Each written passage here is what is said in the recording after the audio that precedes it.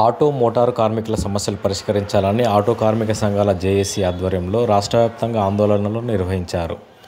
ఈ సందర్భంగా హైదరాబాద్లోని నారాయణగూడ చౌరస్తాలోనూ నిరసన కార్యక్రమం నిర్వహించారు.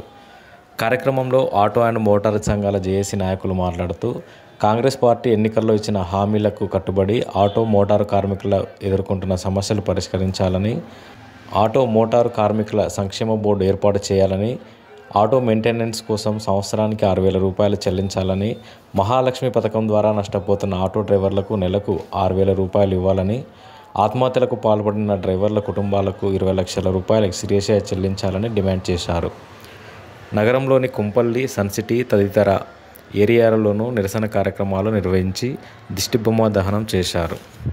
కార్యక్రమంలో TUCI, AITUC, CITU, BRTU, IFTU, TADI, city auto union తదితర సంఘాలకు చెందిన Prabhakar, MN Reddy, MD Nisar, J Venkatesh, Afzal తదితరులు పాల్గొన్నారు.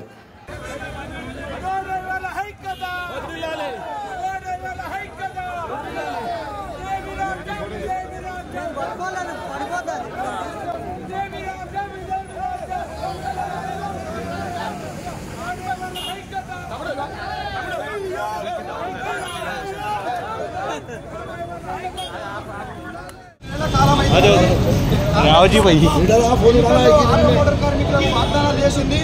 ఆటో మోటార్ కార్మికులకు సంక్షేమ బోర్డు ఇస్తానన్నది, సంవత్సరానికి 12,000 రూపాయలు ఇస్తానన్నది, ఆటో మీటర్ ఛార్జీలు పెంచుతానన్నది, ఓలా ఉద్యోగాలతో నిషేధిస్తానని చెప్పింది. ఇప్పటివరకు కాంగ్రెస్ ప్రభుత్వం ఇచ్చిన వాగ్దానాలు అమలు చేయలేదు. డిసెంబర్ నెలలో కూడా అనేక కార్యక్రమాలు చేశాం.